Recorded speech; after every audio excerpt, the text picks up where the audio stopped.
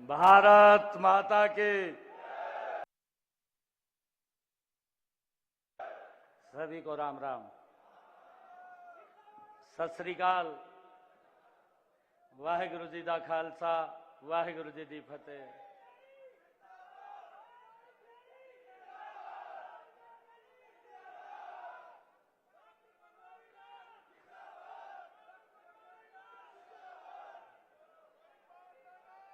मंच पर विराजमान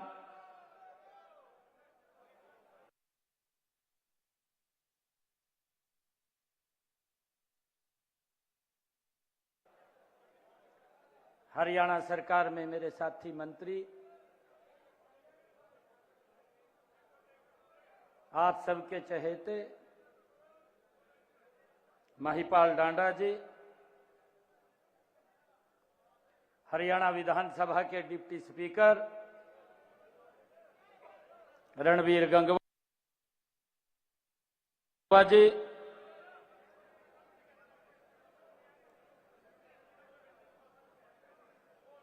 और इस क्षेत्र के लोकप्रिय विधायक, हरियाणा सरकार में मेरे साथी मंत्री, जिन्होंने आपको निमंत्रण भी दिया है कि भगवान श्री कृष्ण की भूमि है। ये हमारे लिए बड़े गर्व की बात है, हरियाणा वासियों के लिए भी बड़ी गर्व की बात है कि इस पवित्र भूमि के ऊपर भगवान श्री कृष्ण ने स्वयं अपने मुखारविंद से सर्व मानव जात के लिए कर्म का संदेश दिया, ज्ञान का संदेश दिया। आज उस पवित्र भूमि के ऊपर हम एकत्र आए हैं और उस क्षेत्र के हमारे लोकप्रिय विधायक, मेरे हरियाणा सरकार के साथी मंत्री सुभाष सुधा जी, हरियाणा सरकार की हमारी शिक्षा मंत्री श्रीमती सीमा त्रिखा जी, हरियाणा सरकार के हमारे पीडब्ल्यूडी और पब्लिक हेल्थ के मंत्री डॉक्टर बनवारी लाल जी, हमारे विधायक रामनिवास सुरजाखेड़ा जी,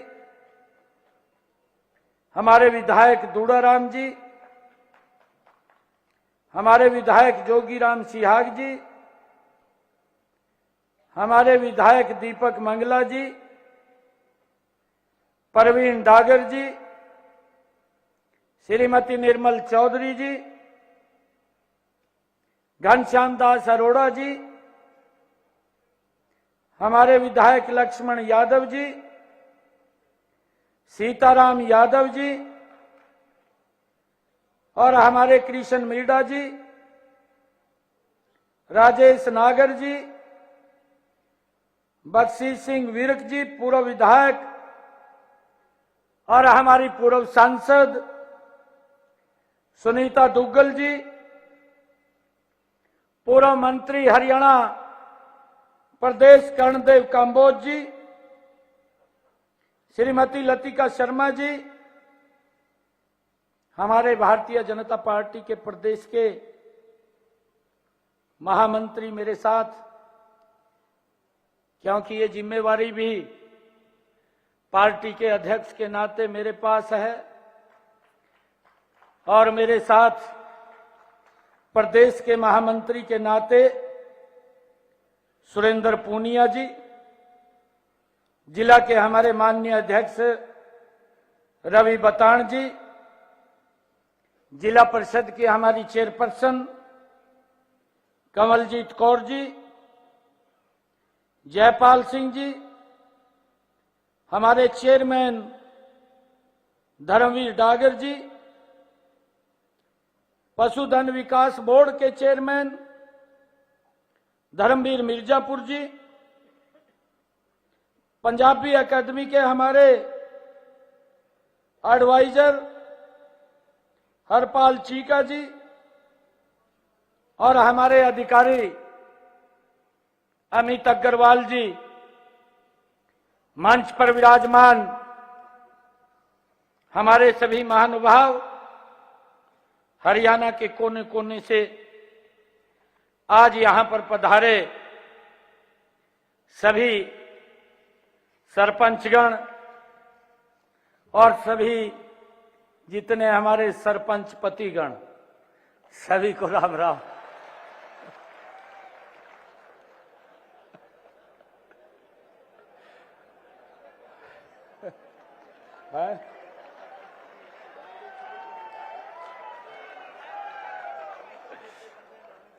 हाँ जी, सुनीता जी कह रही है कि 50% हमारी बहनें यहां होनी चाहिए थी।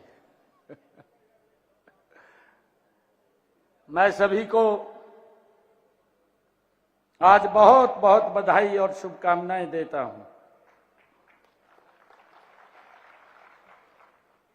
आज इस धर्म नगरी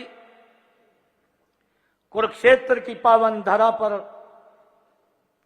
आयोजित पंचायती राज विभाग के द्वारा इस सरपंच सम्मेलन में मुझे आकर के बहुत खुशी का अनुभव हो रहा है।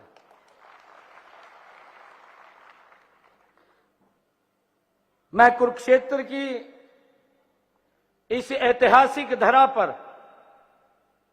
पूरे हरियाणा प्रदेश के कोने कोने से पहुंचे मेरे सरपंच गण भाइयों का मैं बहुत बहुत स्वागत और धन्यवाद करता हूं। आज मेरे सामने गांव की सरकार उपस्थित है।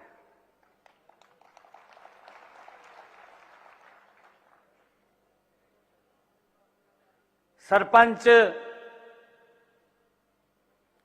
एक इस लोकतंत्र की वो कड़ी है। हम भी सरपंच हैं, इधर बैठे हैं, आप भी सरपंच हैं।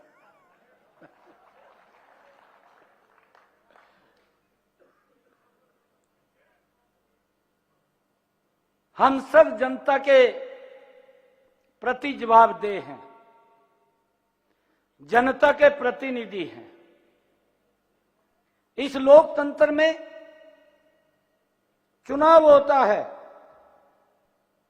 कई बार हम सोचते हैं कि भाई मैं जीत गया, वो जीतना नहीं होता। हमारा जो प्रतिद्वंदी है उसको भी लोग वोट देते हैं, हम चुने जाते हैं।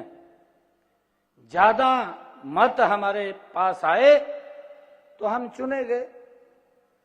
जनता के द्वारा चुने हुए प्रतिनिधि हैं और हमारे काम के दायरे भले अलग अलग हों, लेकिन आपका और हमारा एक ही लक्ष्य है, जन सेवा से राष्ट्र सेवा।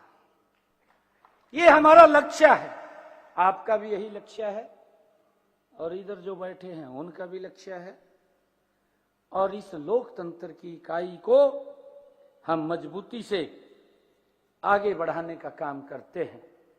मुझे खुशी है कि गांव गरीब का जीवन आसान बनाने के लिए योजनाएं सरकार ने बनाई हैं, उन्हें आप पूरी निष्ठा से धरातल के ऊपर उतारने का काम करते हैं।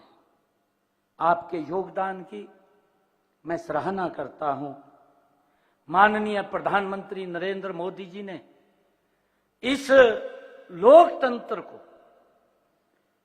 उन्होंने कहा भी है कि मजबूती से, आदरणीय प्रधानमंत्री जी ने कहा कि आज भारत की पंचायतें गांव के विकास की प्राणवायु बनकर के उभर रही हैं और उसको लेकर के माननीय प्रधानमंत्री जी का जो एक विजन भी है, एक लक्ष्य भी है, उन्होंने इस भारत के उस लक्ष्य को 2047 तक भारत को विकसित राष्ट्र बनाने का लक्ष्य रखा है। इस लक्ष्य की प्राप्ति आपके गांव का विकसित होना भी उतना जरूरी है जितना गांव को विकसित बनाने के लिए अपने गांव के विकास का रोड मैप तैयार करना है। इसे पूरा करने के मैं आपको ये विश्वास दिलाता हूं कि आदरणीय प्रधानमंत्री जी का जो लक्ष्य है कि भारत ये विकसित राष्ट्र बने, और ये विकसित राष्ट्र का संकल्प ये मेरे गांव से निकलता है। और मैं आप लोगों को विश्वास दिलाता हूं कि इस संकल्प के लिए ना हमने पहले कमी छोड़ी है और ना पैसे में आगे कमी छोड़ेंगे। आप जितना विकास करना चाहें उतना आगे बढ़ करके आप विकास कर सकते हैं। हम पूरे सहयोग के साथ आपके साथ खड़े हैं। आप जानते हैं कि पंचायती राज संस्थाएं हमारे लोकतंत्र की बुनियाद हैं। हरियाणा में वैदिक काल से ही पंचायतों की गौरवशाली परंपरा रही है। पंचायत को पंच परमेश्वर माना जाता है। समाज में उल्लेखनीय योगदान के साथ साथ ग्रामीण विकास में भी आपकी महत्वपूर्ण भूमिका है। आज आपको यह संकल्प लेना है कि हम अपनी समृद्ध पंचायती परंपरा को आगे बढ़ाने का निरंतर कार्य करते रहेंगे। हमने यह अच्छी तरह से अनुभव कर लिया है कि विकास में आम आदमी की भागीदारी का सबसे उत्तम माध्यम वैदिक काल से हमारे यहां चली आ रही पंचायत प्रणाली है। इसी को आधार मानकर ग्राम स्वराज्य की परिकल्पना की गई है। इसीलिए पंचायती राज संस्थाओं पर बातचीत करते हुए हमने अपने समाज और शासन के उस इतिहास के केंद्र में रखकर इस बात का भी ध्यान रखना होगा कि गांव और पंचायत एक दूसरे के प्राय हैं। जहां गांव है वहां पंचायत भी अवश्य है, विद्यमान है, और पंचायत के बिना गांव का कोई अस्तित्व नहीं है। ये हमारी लोकतंत्र की ये प्रणाली है। हमने सबसे पहले जो हमारी सरकार ने आकर के इसके अंदर सुधार किए हैं, एक जबरदस्त सुधार किए हैं। देखिए, हम सब गांव के प्रथम नागरिक के रूप में हम इस लोकतंत्र की मजबूत कड़ी है और हम सब मिलकर के ही आपस में सामंजस्य के साथ काम को आगे बढ़ाते हैं।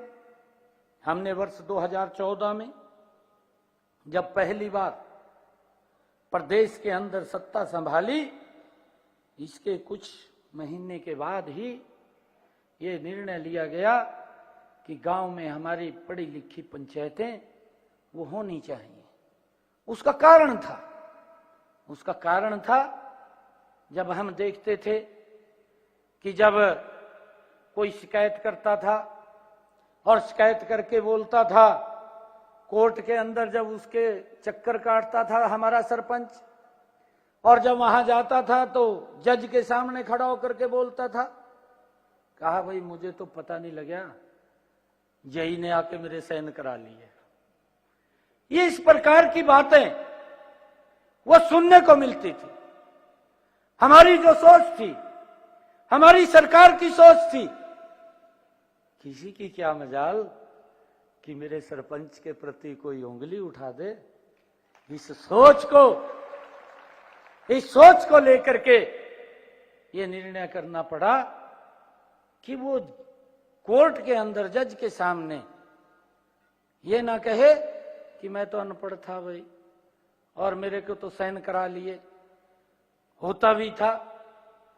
ये जो नीचे का सेक्रेटरी है, जेई है, वो अपने तरीके से काम करता था, परंतु ये निर्णय इसीलिए लिया गया कि सरपंच को किसी प्रकार की दिक्कत ना आए, और अगर कहीं कोई साइन करने हैं तो कम से कम उसको पढ़ करके तो साइन करे कि कल इस प्रकार की दिक्कत उसके सामने ना आए।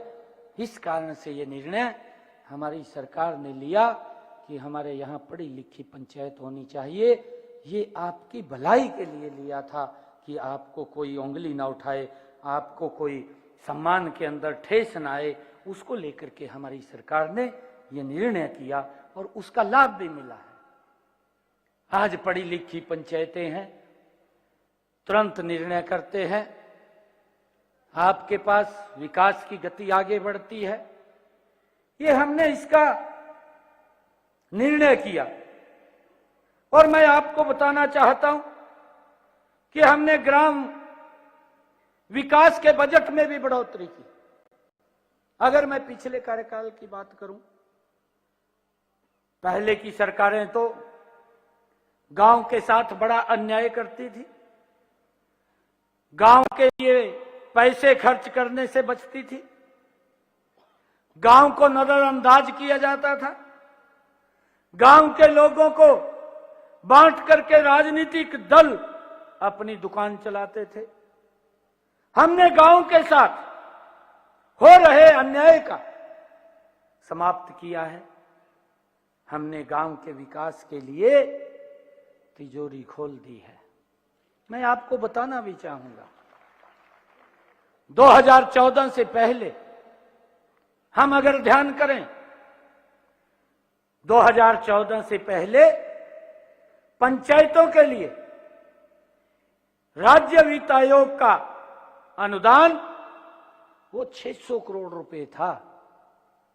7,500 पंचायतें, 600 करोड़ रुपया विकास के लिए पंचायतों को दिया जाना, यह गांव के लिए अन्याय था।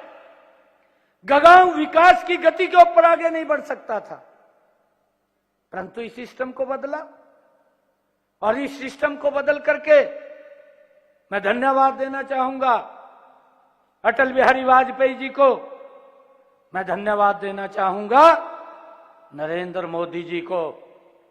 भाइयों, जब पहले ये पैसा गांव के ऊपर बजट का 40% खर्च होता था, शहर में 60% होता था, उस पीड़ा को, गांव की पीड़ा को, जब हम ये बात बोलते थे कि ये देश की आत्मा, ये इस भारत की आत्मा, ये गांव के अंदर बसती है, जब गांव में भारत की आत्मा बसती है तो उसके ऊपर खर्च होने वाला पैसा भी वो 40% नहीं, उसके उल्टा कर दिया कि वो 60% खर्च होगा और उसका बजट बढ़ाने का काम ये हमारी सरकार ने किया है।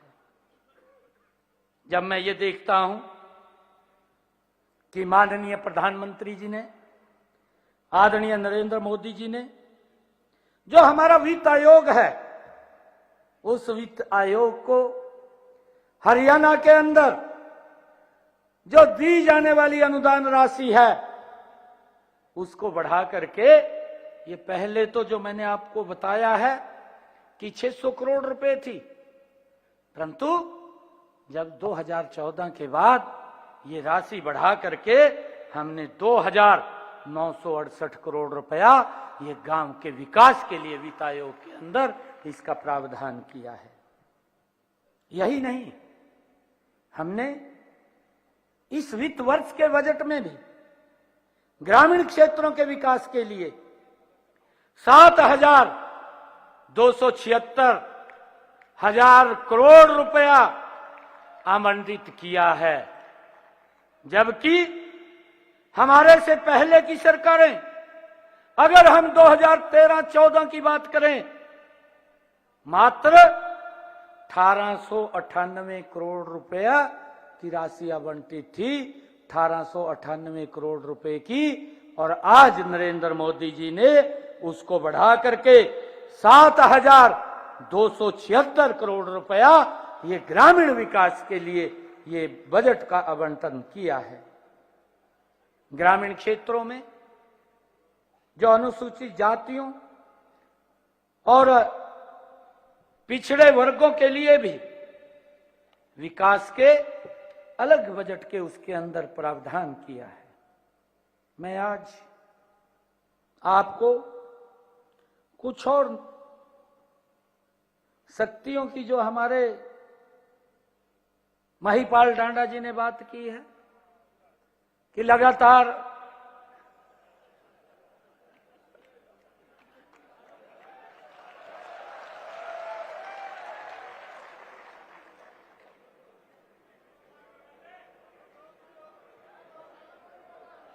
मैं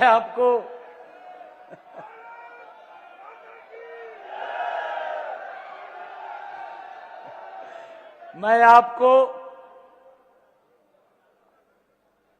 एक और बात बताना चाहता हूं।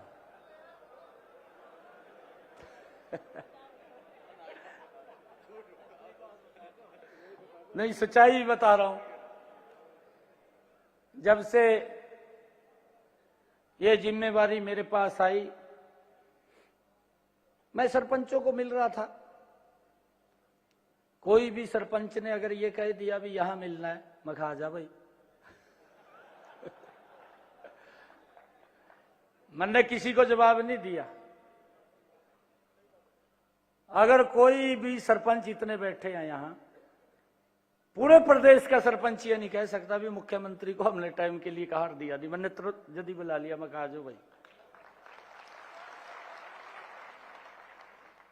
और ये अब की बात नहीं है, आगे भी अगर आपको मेरी कभी जरूरत पड़ेगी, 24 घंटे दरवाजे खुले हैं, आप कभी भी आ सकते हैं।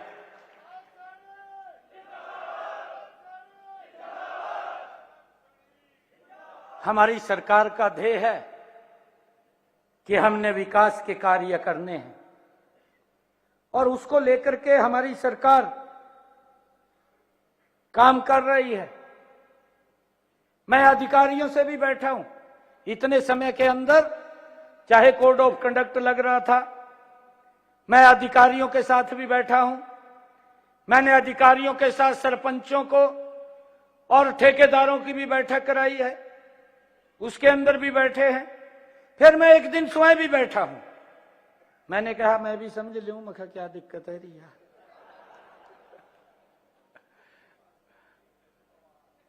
परंतु उसके अंदर से जो मुझे निकल करके आया, जो आदरणीय मनोहर लाल जी की जो सोच थी, जो मैंने आपको कहा है, उनकी एक ही सोच थी कि मेरे सरपंच के प्रति कोई भी उंगली न उठाए। अगर कई बार अधिकारी ये बात बोलता था तो अधिकारी की जवाबदेही होनी चाहिए। परंतु आज आप सबकी उस बात को, क्योंकि अलग अलग समय के ऊपर आप लोग भी बैठते रहे हैं, उसको 5 किया। आपकी तरफ से आया कि 10 करो।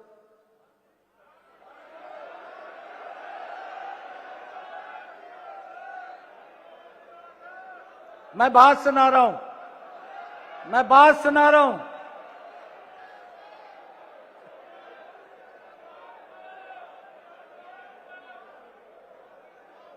फिर हमारे सरपंच साहब बैठे हैं मंच के ऊपर, वो भी साथ थे। फिर बात आई कि 15 करो। मैंने कहा भाई ना तो 5 करेंगे और ना 10 करेंगे, और जब करना ही है तो हमने सरपंचों के साथ वायदा भी किया था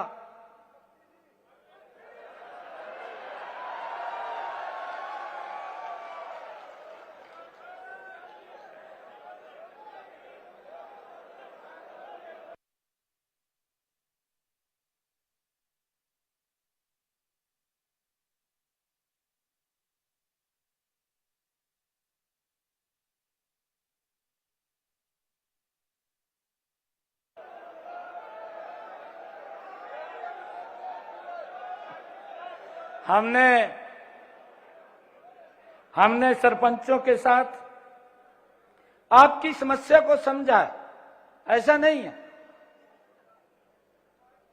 और आने वाले समय के अंदर आज मैं कई इसके सुधार करने वाला हूं। हमने कहा है कि हम पूरा सुधार करेंगे, आप सुनना, एक एक बात को सुनना। परंतु मैं सबसे पहले, फिर अंत में ये बात आई कि भाई इसको पूरा कर दो जो पीछे चल रहा था। परंतु मैंने एक निर्णय लिया है, क्योंकि हमारी संस्कृति है, हमारे संस्कार भी हैं। हमने ये निर्णय लिया है कि सरपंच अब अपनी मर्जी से 21 लाख रुपए के काम करा सकता है।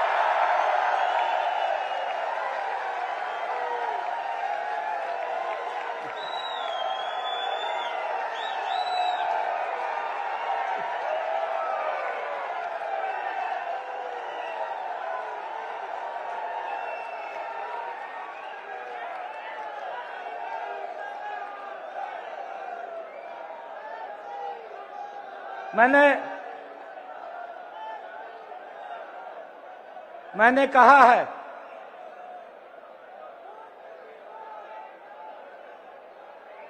मैंने अधिकारियों को भी कहा था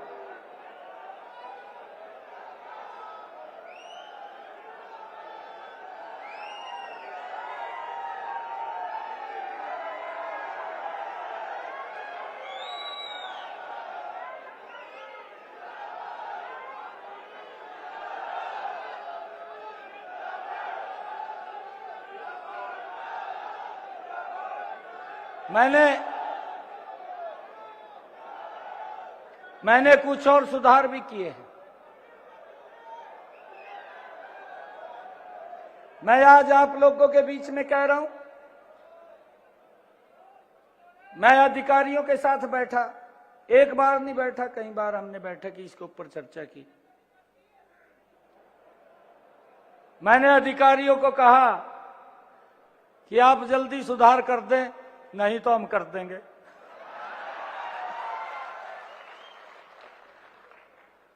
तो आज कर दिया।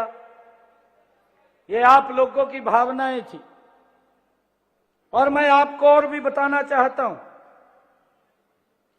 कि मैं आपको एक बात कहना चाहता हूं।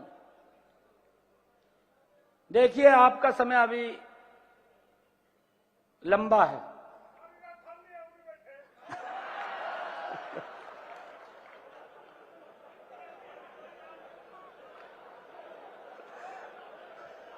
परंतु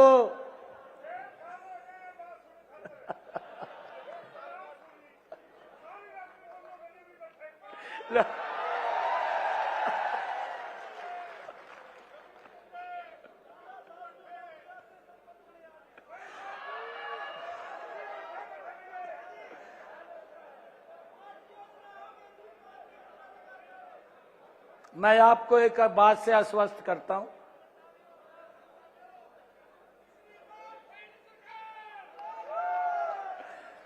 मैं आपको एक बात से आश्वस्त करता हूं, क्योंकि कोड ऑफ कंडक्ट लगने में 2 महीने बकाया है। आप मजबूती से अपना एस्टीमेट बनाएं, पैसे की कोई कमी नहीं है। मैं फिर कह रहा हूं आपको,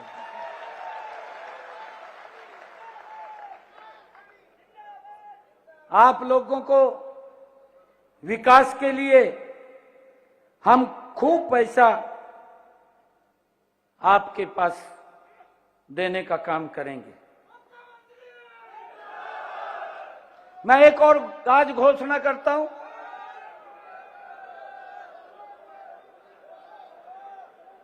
आज एक और घोषणा करता हूं कि हम सब के सामने एक और बड़ी समस्या आती थी।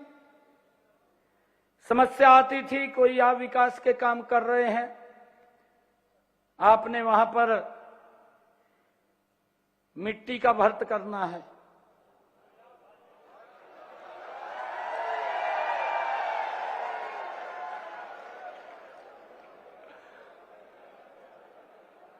उस मिट्टी के भर्त में या तो गांव वाले करते थे, उनको बोल देते थे भाई मिट्टी के लो, ईंटा मैं लगवा दूंगा,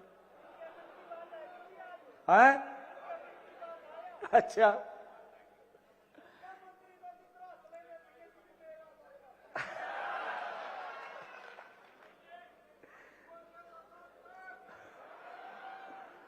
हमने आज ये निर्णय किया है कि आप अगर मिट्टी की उस भर्त के लागत का एस्टीमेट अलग से बनाएंगे, वो भी सरकार देगी।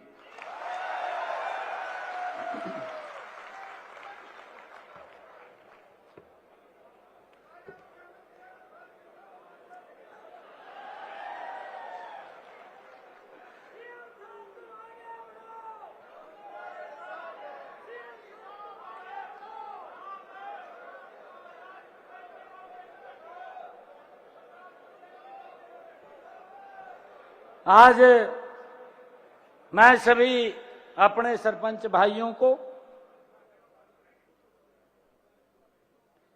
क्योंकि आपकी एक ये भी शिकायत थी, मैंने सारी उनको समझा है, देखा है।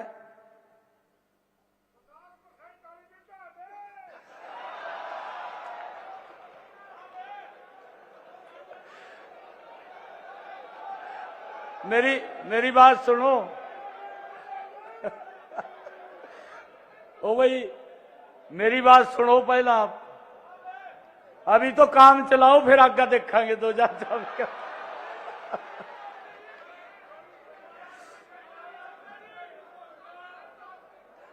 मैं एक और मैं 1 मिनट जी, मैं बता दूं आपको, मैं भी बता रहा हूं ना, बता रहा हूं, बैठ जा। जो समस्या आती थी,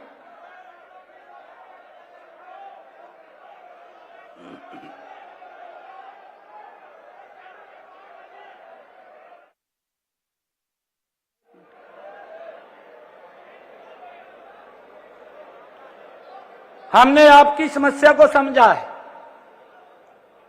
और समझ करके उसका निर्णय किया है।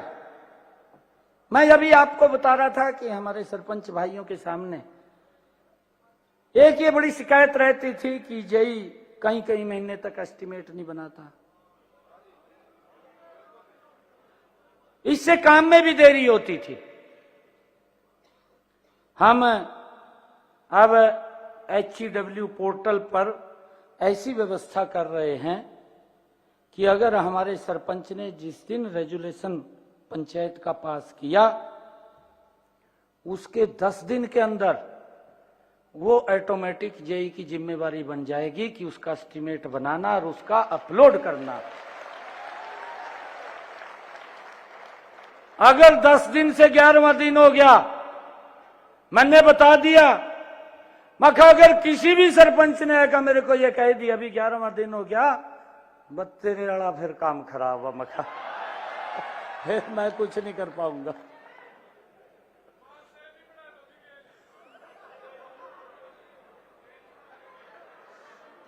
हमने एक और निर्णय किया है, जो चर्चा हमारे मंत्री जी ने की थी। हमने ये निर्णय किया है कि हमारे सरपंच को काम के लिए बाहर जाना पड़ता है, पंचायत के काम होते हैं, कुछ और भी कार्य होते हैं, उसका गाड़ी का या टैक्सी का आप लोग लेकर के जाएं तो उसका आप 16 रुपए किलोमीटर के प्रति क्लेम कर सकते हैं। और ये टीए क्लेम आप वीडियो को ही दे सकते हैं, आपको कहीं और जाने की जरूरत नहीं, वहीं से क्लेम होगा और उसको स्वीकृति मिल जाएगी। ये निर्णय भी हमने किया है।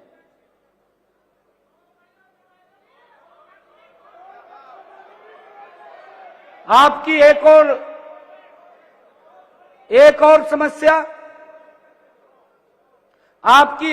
समस्या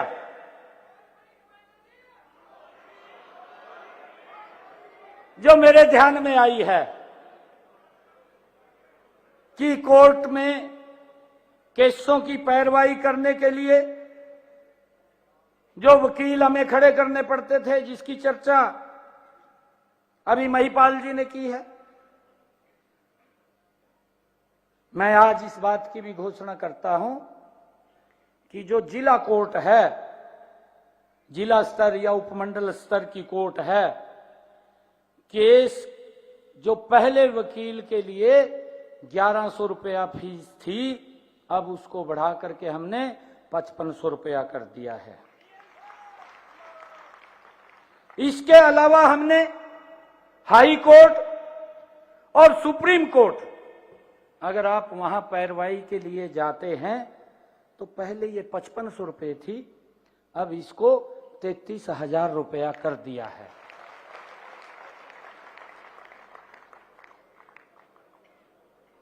हमने ये भी निर्णय लिया है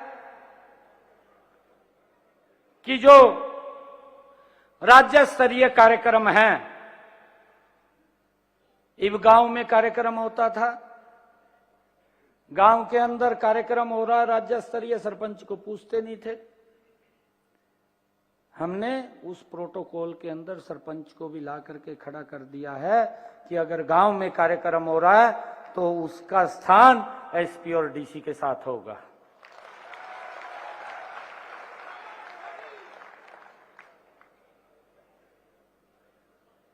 हमने ब्लॉक समिति का चेयरमैन है, उसको एडीसी सीजीएम के प्रोटोकॉल के बराबर रखा है। और अभी बात कर रहे थे, हमारी सभी पंचायतें कंप्यूटरीकृत हों, आपको कोई दिक्कत समस्या ना हो, उसके लिए हमने 3000 कंप्यूटर ऑपरेटर नियुक्त किए हैं।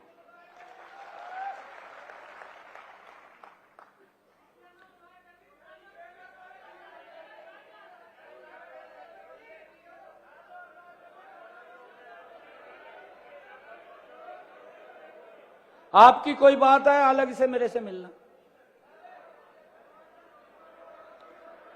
कुछ गांव के अंदर वो ज्वाइन कर गए और कुछ गांव में वो ज्वाइन कर जाएंगे, ये हमने व्यवस्था की है। और हमारी सरकार ने ग्राम पंचायतों को अपने स्वयं के फंड से जीएम के माध्यम से, जैम के माध्यम से एक डेस्कटॉप, प्रिंटर, यूपीएस खरीदने की भी अनुमति प्रदान कर दी है। इस निर्णय से हमारी पंचायतें आईटी में सक्षम, आधुनिक हो जाएंगी और पंचायतें केंद्र और राज्य स्तर के पोर्टल को संचालित कर सकेंगी। ये हमने निर्णय किया है।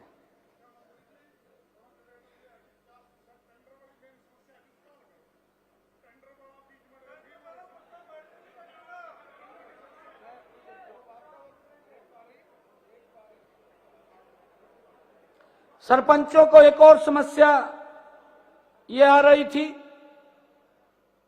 कि जो छोटे ठेकेदार हैं, जो HCW पोर्टल पर पंजीकृत नहीं है, काम तो काफी ज्यादा ले लेते थे लेकिन उसे समय पर नहीं करते थे, दिक्कत आती थी। इससे गांव के विकास कार्यों में बाधा पड़ती थी। हमने अब निर्णय किया है कि जो अपंजीकृत ठेकेदार है, अब 1 वर्ष में वो 50 लाख रुपए के कार्य कर सकेगा। अगर वो काम ठीक करता है, और उसकी रिपोर्ट ठीक आएगी, वो पैरामीटर पे पूरा उतरेगा, तो उसके आगे 1 करोड़ रुपए के कार्य भी देने का निर्णय हमने किया है। इस समय जो पंचायत के खाते में ग्रांट की राशि जाते ही सरपंच के मोबाइल पर एसएमएस आ जाता है। आता है नहीं आता?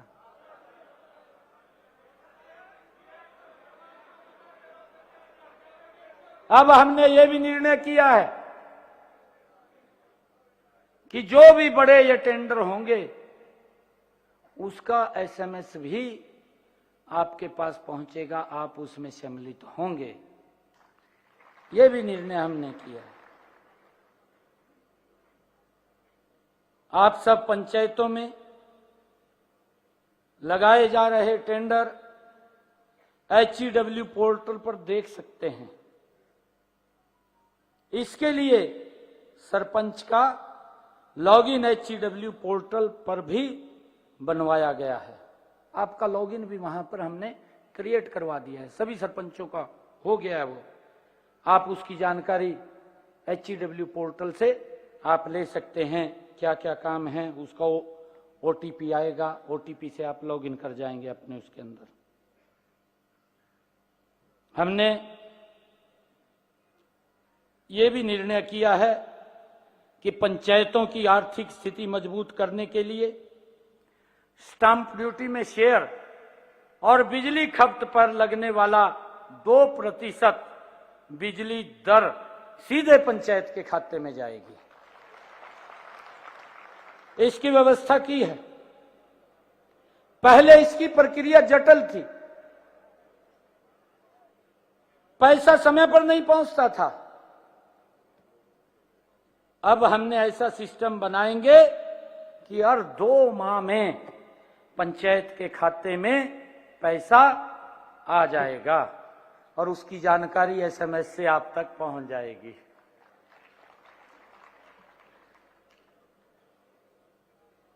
वित्त वर्ष 2024-25 में अब तक स्टाम्प ड्यूटी का शेयर 143 करोड़ रुपया एकत्र हुआ है। इससे संबंधित पंचायतों के खातों में जल्दी ही पहुंचा दिया जाएगा।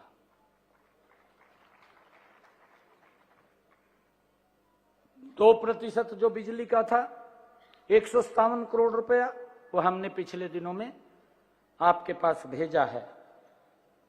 अब हमने एक और निर्णय किया है कि गांव में पेयजल व्यवस्था का काम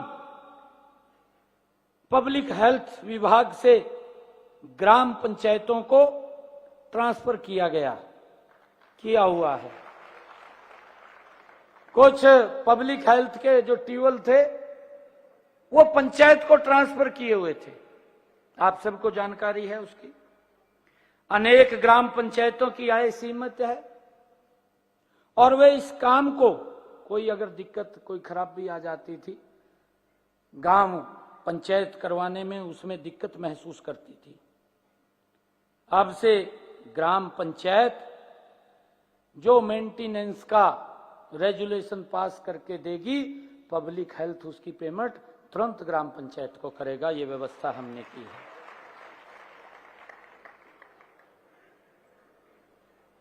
अभी ग्राम पंचायत द्वारा एक और निर्णय किया है कि ग्राम पंचायत के द्वारा स्वतंत्रता दिवस, गणतंत्र दिवस पर किए जाने वाले आयोजन या कोई विशिष्ट अतिथि, कोई मंत्री गांव में आता, उसके कार्यक्रम के लिए पंचायत फंड से जो खर्च करने का प्रावधान था वो 3000 रुपये था। अब हमने इसको बढ़ा करके 3000 रुपये से 30,000 रुपया उसको कर दिया है।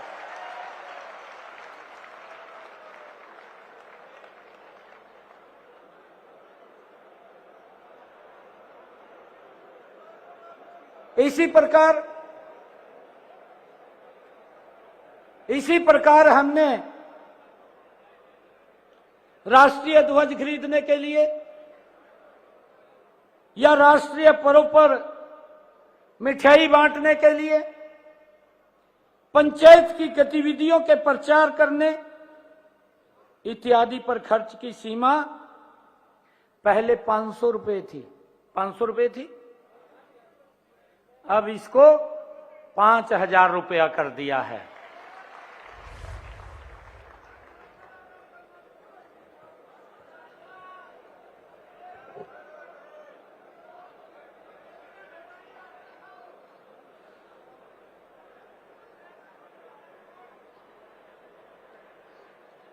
इससे पहले हमने आपको बड़ी प्रशासनिक और वित्तीय शक्तियां प्रदान की हैं। हमने पंचायती राज संस्थाओं को 10 प्रमुख विभागों का काम सौंपा हुआ है और विकास कार्यों के लिए ग्रांट की राशि सीधे ही पंचायतों के खाते में जमा कराई जाती है। इसके बारे में आप सब लोगों को मालूम है। सरपंच को यह शक्ति भी दी गई है कि वह ग्राम सचिव की एसीआर के ऊपर भी टिप्पणी कर सकता है।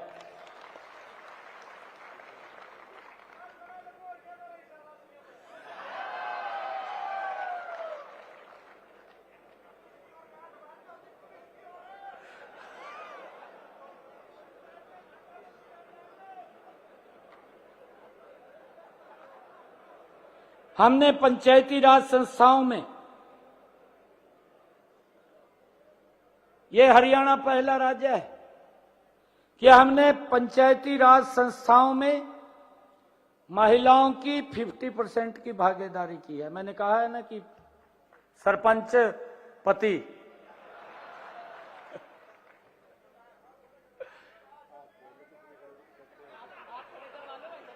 अच्छा सुनीता जी कह रहे हैं कि हाथ खड़े करो जो सरपंच पतिया।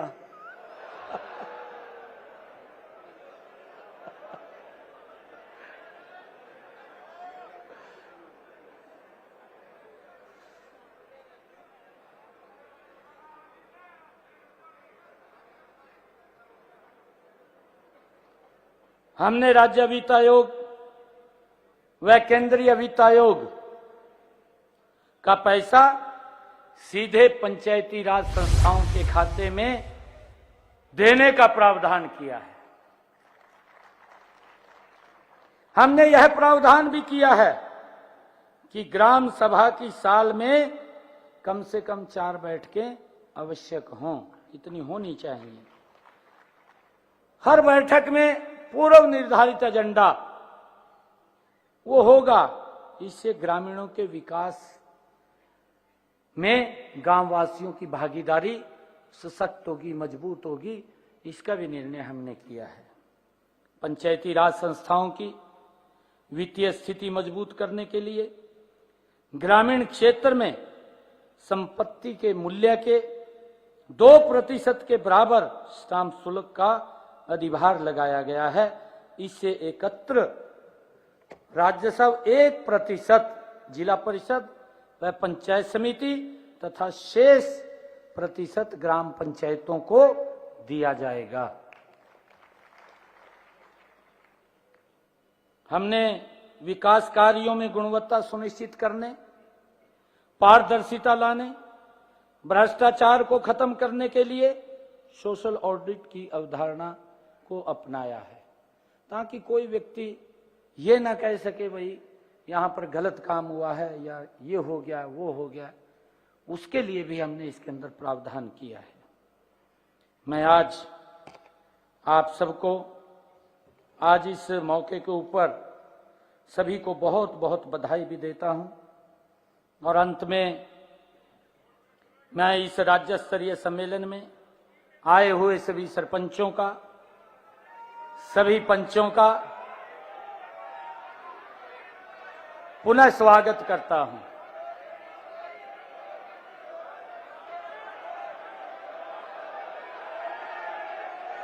एक मिनट भाई, मैं आपकी बात को समझ गया। एक मिनट बैठ जाओ, बैठ जाओ, बैठ जाओ, बैठ जाओ भी।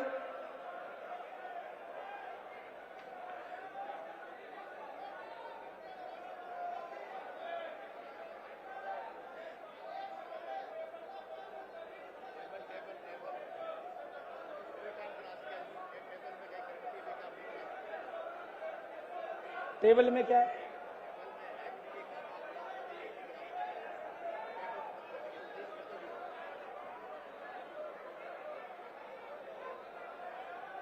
एक मिनट,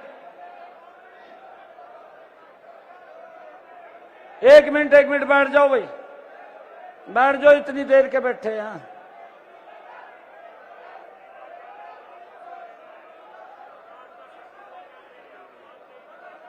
हैं?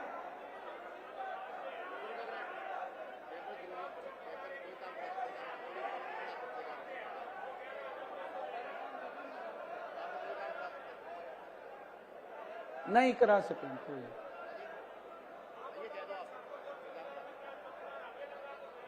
क्या चीज?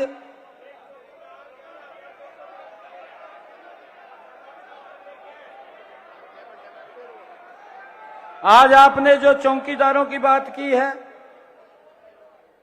जो सफाई कर्मचारियों की बात की है, आज सुबह ही हमने निर्णय किया है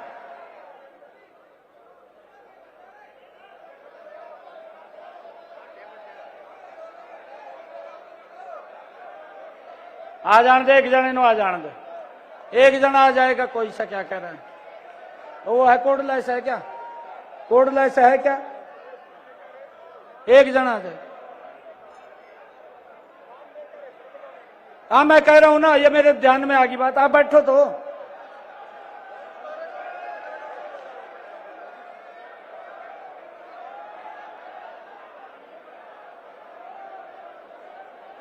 एक मिनट बैठ जाओ, एक मिनट बैठ जाओ।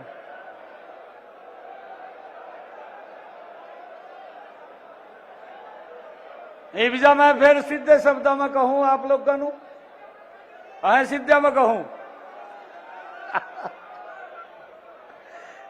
भाई मेरी बात सुनो, देखो, एक मिनट बैठ जाओ भाई, एक मिनट। भारत माता की, एक मिनट भाई, मैं अंतिम बात कह रहा, बैठ जाओ भी। भारत माता की। भाई सारा आज जो करवावांगे, कल वास्ता नहीं छोड़ रहे क्या कुछ?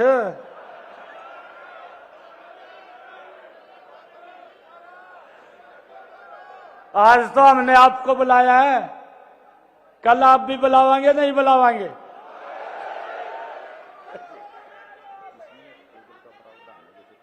वो बाद में करेंगे।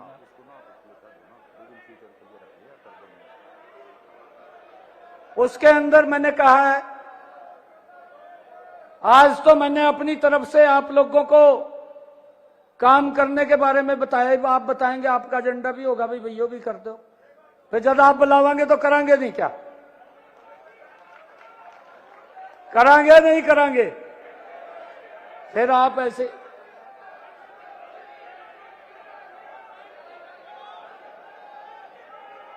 जब आप निर्णय करेंगे, हमें बुलाएंगे, जब भी बुलाएंगे मैं टाइम दे दूंगा, और टाइम दे दूंगा, आपका एजेंडा होगा, उसके ऊपर बात करेंगे।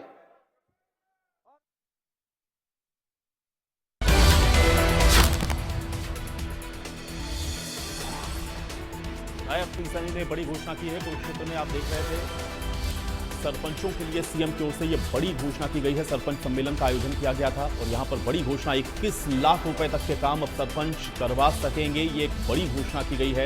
इसके अलावा अधिकारियों की कार्यशैली में सुधार के आदेश भी आज सीएम नायब सैनी ने दिए हैं। सीएम ने अधिकारियों को सख्त हिदायत भी दी है